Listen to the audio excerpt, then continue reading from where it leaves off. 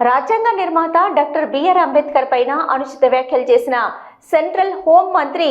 అమిత్ షా దేశ ప్రజలకు క్షమాపణలు చెప్పాలని, అలాగే ప్రధాని నరేంద్ర మోదీ గారు అమిత్ షాని మంత్రి పదవి నుంచి తప్పించాలని డిమాండ్ చేశారు. ఈ నిరసన కార్యక్రమంలో కాంగ్రెస్ పార్టీ మండల అధ్యక్షులు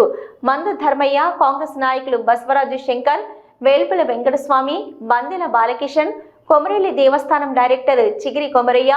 మాజీ సర్పంచులు కర్ర రవీందర్, మల్లారెడ్డి, కనకయ్య మరియు గ్రామ శాఖ అధ్యక్షులు ముంజ తిరుపతి, పున్నం సత్యం, తిమ్మాపురం సంపతు మరియు మార్కెట్ డైరెక్టర్ అంకుష్, గాజుల రవి, అంబేద్కర్ సంఘం నాయకులు రాగుల శ్రీనివాస్, షరీఫ్, జయకృష్ణ, రాజమౌళి, దయాకర్, బి సుధాకర్, రామస్వామి, జాకిర్, పొన్నాల అశోక్, మహేందర్, జె రమేష్, చేర్యాల తిరుపతి, గట్టు శ్రీనివాస్, మహేష్ సిద్ధుల, వి శంకర్, విజయ భాస్కర్, ఇట్టిరెడ్డి రమణారెడ్డి, కె బాలరెడ్డి మరియు యూత్ కాంగ్రెస్ నాయకులు, జిల్లా ప్రధాన కార్యదర్శులు వీణవేణి రాకేష్, మంద శ్రీనాథ్, మహర్షి మరియు మండల ఉపాధ్యక్షులు జరిపోతుల సుభాష్, కోహెడ గ్రామశాఖ అధ్యక్షుడు కన్నె రాజశేఖర్ మరియు తదితర అంబేద్కర్ సంఘం మరియు వివిధ సంఘాల నాయకులు పాల్గొన్నారు. మాట్లాడిన మాటలు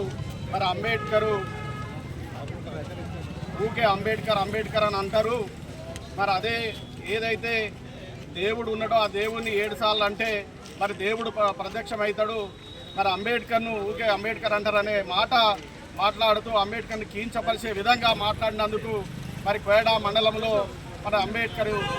చావడిలో మరి కోయడా మండలానికి సంబంధించిన అన్ని గ్రామాలకు సంబంధించినటువంటి నాయకులు, దళిత నాయకులు, BC, SC, ST, BC, minority మరియు కాంగ్రెస్ పార్టీ పక్షాన మరి ఆయనకు ఇక్కడ మేము నల్ల బాడ్జీలతోటి ఆయనకు నిరసన కార్యక్రమాలు చేపడుతున్నాం. ఎప్పుడైతే అమిత్ షా గారు మరి హోమ్ మినిస్టర్కు రాజీనామా చేసి మరి అంబేద్కర్కు క్షమాపణ చెప్పాలి, మరి ఈ జాతికి క్షమాపణ చెప్పాలని కోరుతూ కోయడా మండల